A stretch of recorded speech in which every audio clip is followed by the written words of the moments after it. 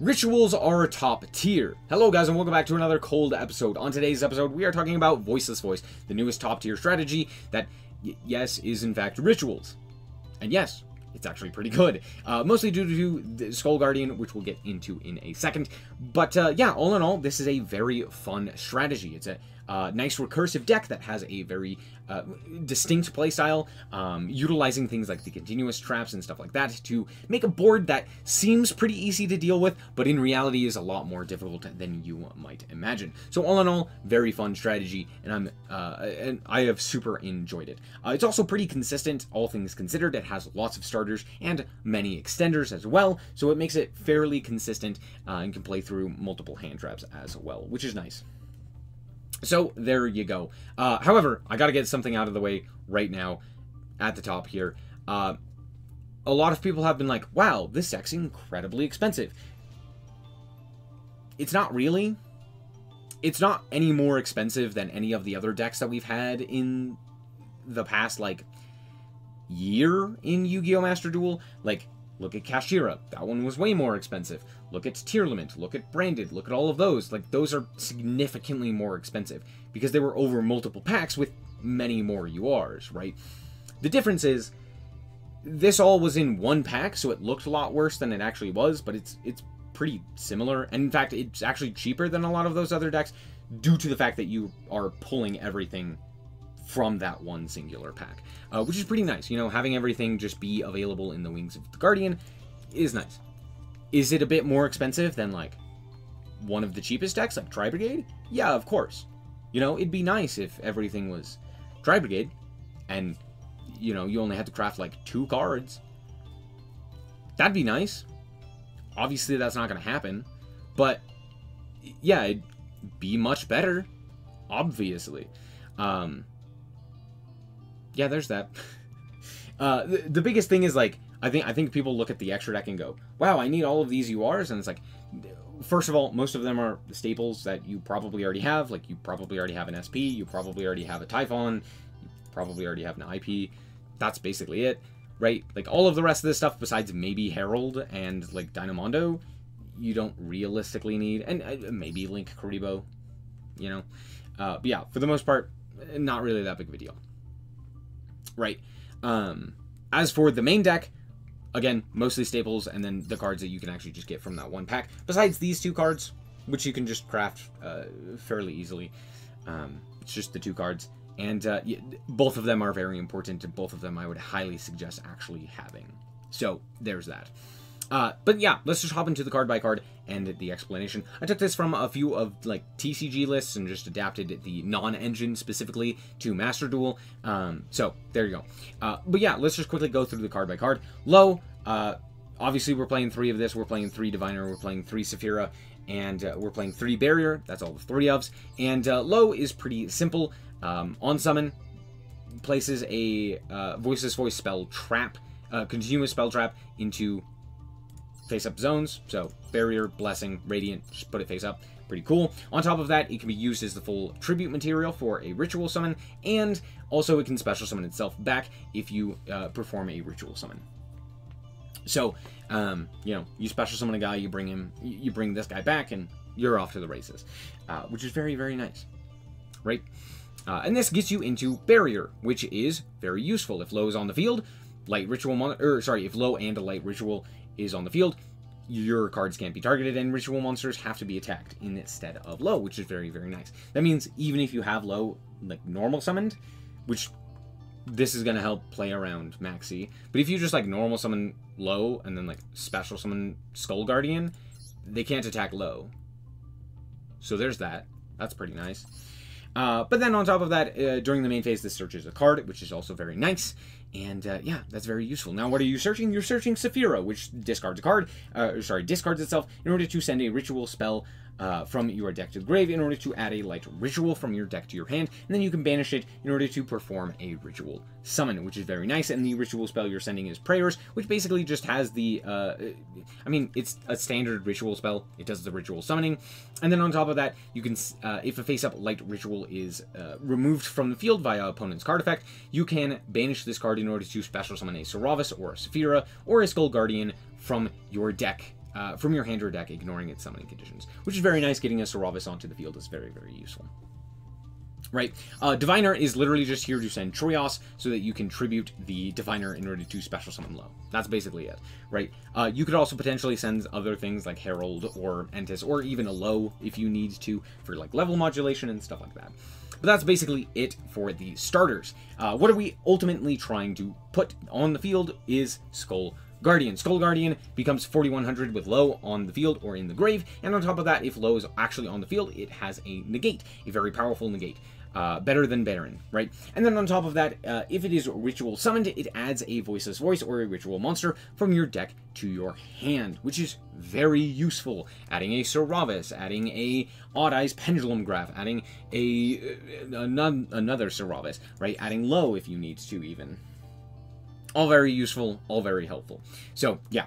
Solid card, replaces itself, and then on top of that, adding a negate on top of that is very, very strong. And that's kind of the main concept is, cool, you have a Skull Guardian, you have a low, you now have an Omni Negate, and you have a board that's pretty difficult to deal with thanks to Barrier. So all of these things kind of make it pretty difficult to deal with the end board, makes it deceptively powerful. However, on top of that, it can play through hand traps pretty well due to the fact that a lot of these cards either have like some sort of target protection with like Saravis or what have you, or just like play favorably into a lot of hand traps, right? And can play through those hand traps, which is pretty nice. So there's that. But yeah.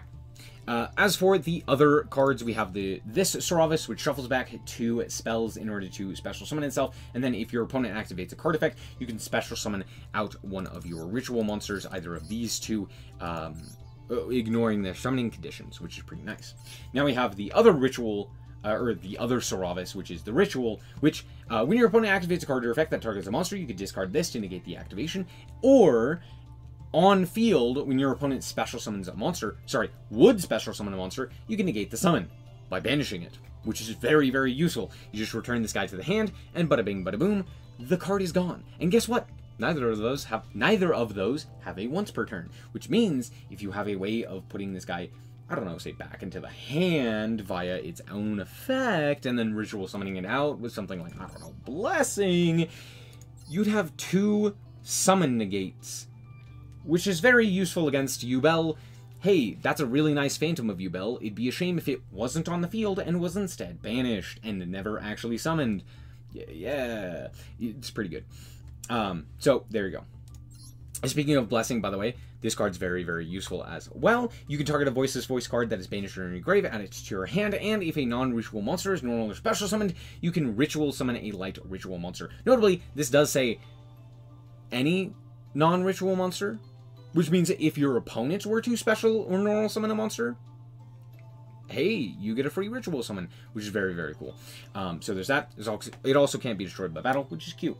Not that big of a deal, especially with Skull Guardian being a 4100 attack point monster. Very rarely is this going to ever be walked over anyway. So there you go. As for the rest of the card, oh, sorry.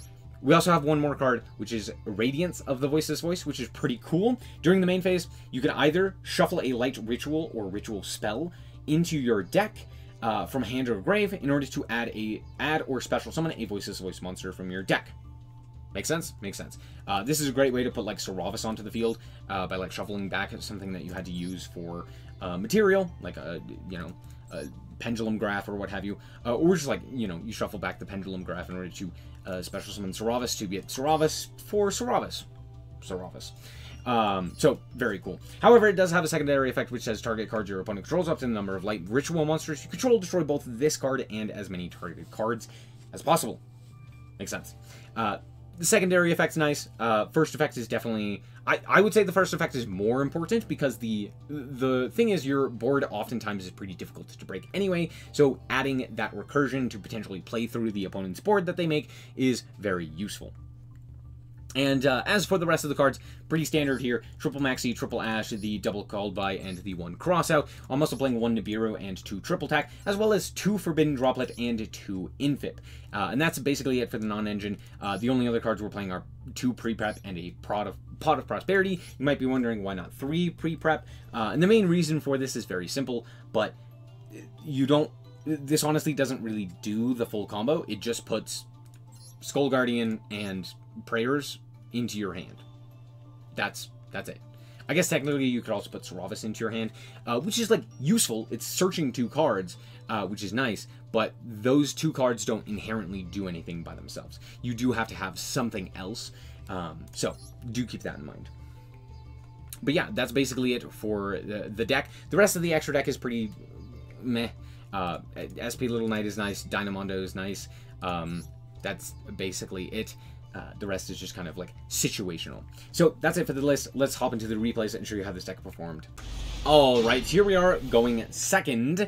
And yeah, this is going to show you the actual power of this deck. So we're here playing up against Salamangreat. And I mean, I drew Nibiru against Salad. What do you want to do? But you'll see that this is actually a very interesting game. So my opponent's going to go for the Gazelle, they're going to go for the Spinny, and I'm like, oh, this allows me to banish Spinny and basically put them on nothing. Yeah, this is a pretty good time to Nibiru. They go for the Circle here, and I'm like, no, that's just not going to happen. And then set 2 and pass, I'm like, coolio. I do have Barrier, which is pretty nice, so of course I'm going to start with the Barrier here. Activate its effect, we're going to go for the Saphira, to which my opponent will go for Droll and Knockbird. Cringe. Okay, well, I guess I'll just steal your monster and attack for a whole bunch of damage, and then just go into Lina. Oh, yeah, this is what I do. I go Lina, I steal their debug, and then I go into SP Little Knight here, and we activate the effect, and I banish Roar, which is pretty good. However, should have banished this one. You'll see why in a second. I'm feeling pretty good here. They draw, like, literally the best top deck for them, because it gets over the SP Little Knight, while also getting them into basically full combo here. They make this really interesting line. They go for the Bailings here, and I'm like, oh, what's happening? Oh, they're going to try and, like, destroy a card here. I already have Saphira, so I'm not really, like, too worried about this barrier resolving, but this is just, like, an incorrect play. I shouldn't have activated the Imperm here. I was just not really thinking. I was like, oh, they're going to pop the Imperm, which is, yeah, just keep the barrier, right? I forgot that it didn't target. Oopsie poopsie. They go for the Hita here.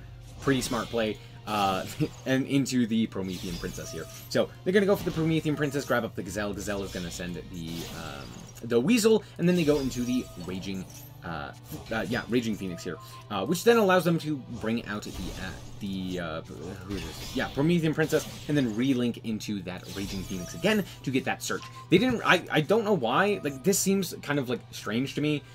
All things considered, like, even making this play, I'm like, this kind of sucks. This is kind of like a bad play. And the reason I'm thinking that is because they literally could have just gone for a relink into Salamangreat Sunlight Wolf and gotten back Circle. Not Circle. Yeah, Circle. Right? Yeah, they could have gotten back Circle. They could have also popped 2 with Rage anyway off of that, and then gotten back the Rage, and then had a pop 2 with Rage again, which is, like, really good in a simplified game state. So that also would have been crazy.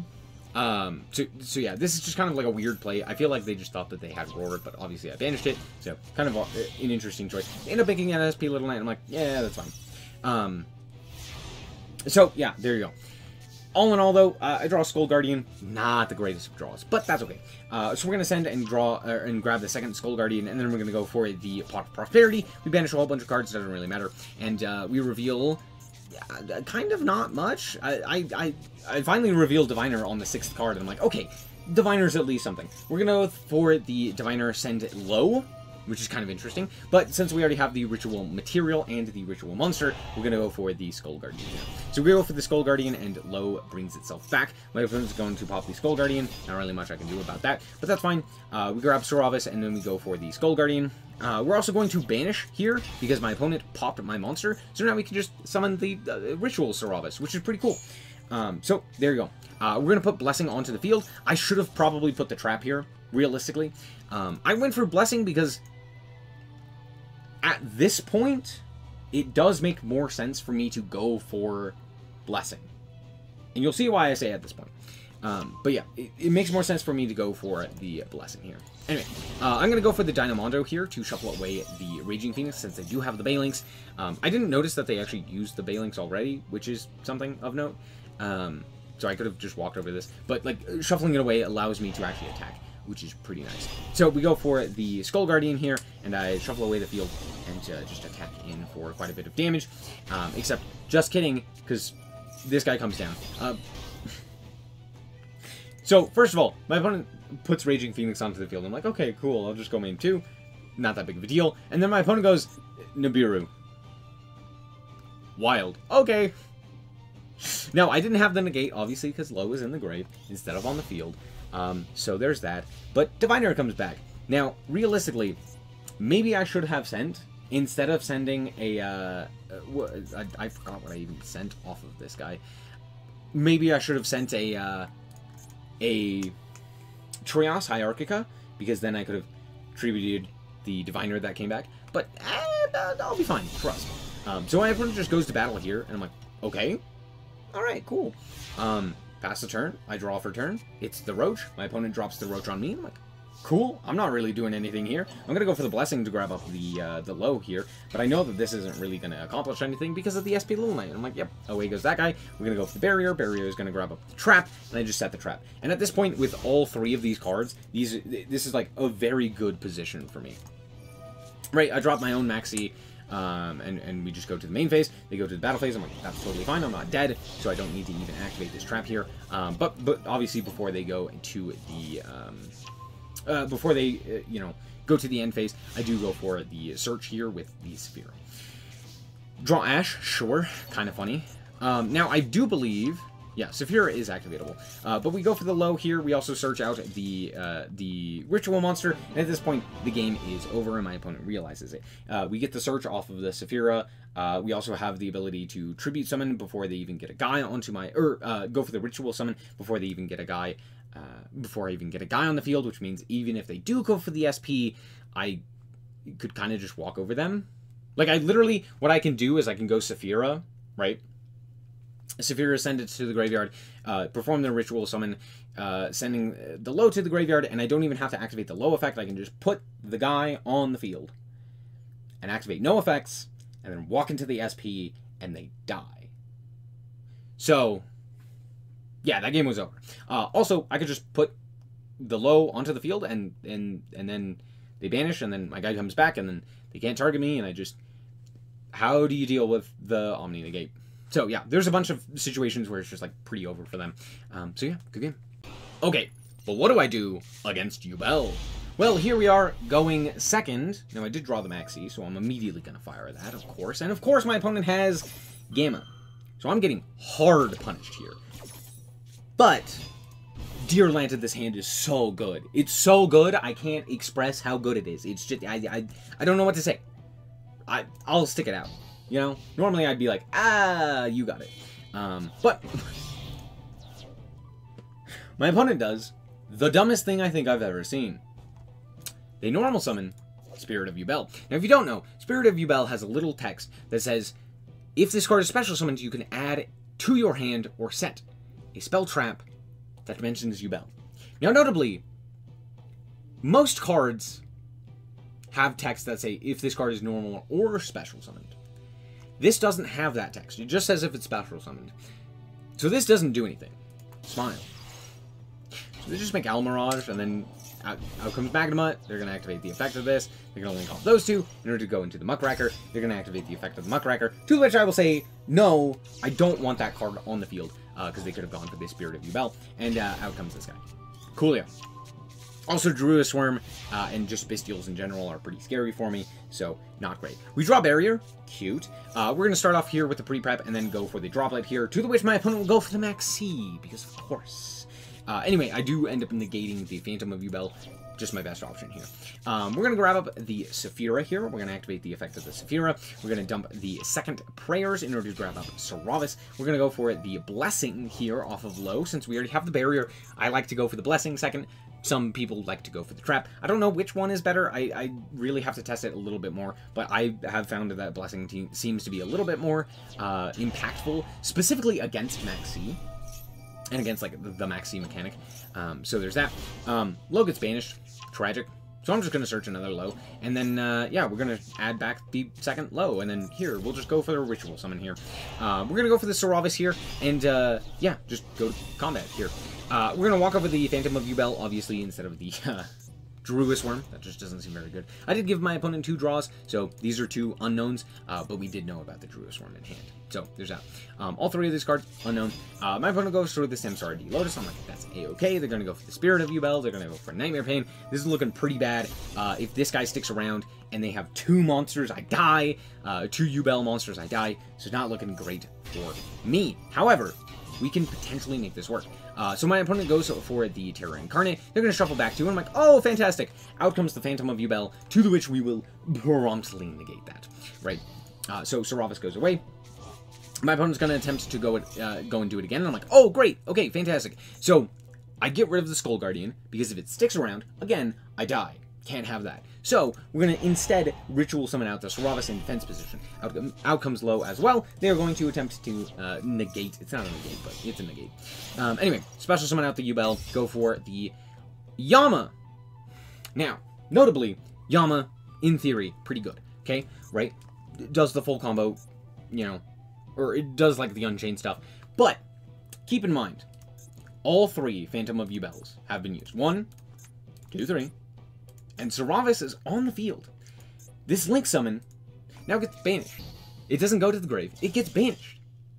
So that's the end of the game. We have full combo on follow-up. We have Lilo in hand. We have Saravis for additional protection.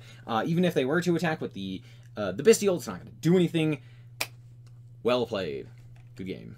Alright, so here we are going first. All of my replays were good. All of the good ones, I should say, were going second, which is kind of interesting. But, yeah, here we are. We're going to start off here with the Saphira in order to add the Skull Guardian, which may seem a little strange, but you'll see why in a second. Yeah, we're going to go for the barrier here. We started with the Saphira to potentially bait out, not bait out, but like see if my opponent had an Ash Blossom or something along those lines, so that the barrier was more likely to resolve, to put the low onto the field. So there's that. We're going to go for the Blessing here, and then we are going to, of course, Ritual Summon out our Skull Guardian. We're going to activate the effect of the Skull Guardian as well as the low in sequence, putting the low back onto the field and then grabbing Saravis. Here we're going to go for the Ritual Summon as well for the Saravis, tributing off the Odd Eyes Pendulum Dragon, and then just add the Saphira back to hand and just pass the turn. This is honestly pretty much optimal. This is exactly what you want. It also plays under Nibiru. Like, yes, we have a negate for the Nibiru, even if they were to activate the Nibiru, but that was 4 summons. Normal, special summon it back, ritual. That was it. 4 summons. Incredible. And this is also an insanely good board. It's an untargetable board that has an Omni Negate that destroys, and also a consistent banish. Or not banish. Basically Solemn Judgment, which is kind of crazy. And then on top of that, I can also Ritual Summon it again, which is pretty good. Yeah, of course we're negating that one. And of course my opponent has Bonfire and Called By. Hold on. We gotta remember what just happened, right? To be fair, no hand traps from my opponent. Sure. But they normal summoned a limited to 1 card, activated a limited to 2 card, and responded to my interaction with another limited to 2 card. Smile. Yu-Gi-Oh's fun. That's all. Just wanted to share that with you. Anyway, out comes the Poplar. I'm like, okay, it's not really that big of a deal. I'm not really too concerned. But, you know, it could be... Oh! Never mind. We're playing a bad deck. Here's the thing. This deck doesn't do anything against me. I do not care in the slightest. Every single one of their interactions is terrible because Barrier does exist. So, yeah, Rescue Ace just kind of sucks. Anyway, out comes Emergency. They're going to tribute a Fire Engine, which is hilarious. They're going to set a whole bunch of cards. I'm like, again, don't really care. None of this is going to do anything. I believe they set both of the traps as well, which is very funny. But yeah. Anyway, out comes Preventer. They're going to go for the Link Karibo. They're going to go for the SP Little Knight. Whoa! Anyway, go away. Goodbye, it's gone. They're going to special summon back the Fire Engine, to the which I will then Ritual Summon back the Saravis, and special summon back the Low. Smile. And then, hey, guess what? Low gets to put the trap card onto the field face up. Incredible! Whoa! What is my opponent making? An IP Masquerade? No. They're not. My opponent just concedes there. I don't know what they're... Yeah, at that point, I would have also conceded. I don't think they could do anything. I think they just stare at me at that point. Yeah, everything just got banished. Saravis is crazy. Good game. Alright, we're back with the deck, and yes, rituals are top tier. And yes, I do believe that this deck is great for climbing in Yu-Gi-Oh! Master Duel. Now, in terms... I think people have genuinely forgotten how good this deck is, because specifically in the TCG, where like it was actually seeing a lot of play, it fell off pretty hard. Mostly due to the fact that Snake Eyes was so insanely dominant, and basically you had to play something that either was able to specifically beat that deck, or was that deck, for so long that you just kind of like forgot that this deck was literally the second best deck. And then Tenpai came out, which was also stupidly absurd. So, yeah, in a lower power format, like Master Duel, which is saying something because like Maxi exists and a whole bunch of other random degenerate stuff. But like, honestly, this is a lower power format. We do not have to contend with full power Snake Eye, nor with Fiendsmith Snake Eye, nor with Fiendsmith Yubel. So yeah, this deck's top tier. It's very good for climbing. It's very consistent. It has the ability to play the non-engine that you need, while also allowing you to make a consistent combo. And then do it again, and again, and again. It's very difficult to deal with. And not every deck is prepared for this guy. It's just a fact. Like, not every deck can deal with this guy, right? It really is just that simple. Like, it's a strong, solid engine that does what it needs to pretty well. Yes, people are... I don't know. People are saying that this deck is, like, not good. Having played it, nah, it's pretty good. It's pretty good. It's a deck that not many people are, like, prepared for as well, which is kind of interesting, seeing as how it was obvious that this deck was coming. But yeah, in a lower power format, with things like Fire King Snake Eye being the best Snake Eye variant, and, you know, Yubel and all sorts of other things also being... Well, Yubel is pretty much at full power, but, like, even with that being said, it's still not anything compared to what the TCG is at. So, yeah, without Tenpai or full power Snake Eye or anything like that to really contest it, yeah, this deck's pretty good. Is it the best deck? Hard to say, realistically. I think it's very strong for climbing. Fire King Snake Eye is still very strong. Yubel is still very strong. Pearly is still very strong. Tearlament is still very strong. Hard to really say whether this one is better than any of those decks in particular, but I definitely think it can compete, and at the very least is comparable to those other decks. So there you go. Is it worth the investment? Absolutely. Super fun, super interesting, and it's a ritual deck, which I love. I love ritual decks. They're great. So there you go. That's going to be it. Thank you guys so much for watching. I hope that you guys did indeed enjoy, and if you did, likes very much so appreciated. Anyway, thank you guys so much for watching, and remember to always stay frosty. Bye-bye. Shout out to the Frost Guard, my members. Thank you guys so much for the support, and I hope you enjoy the content.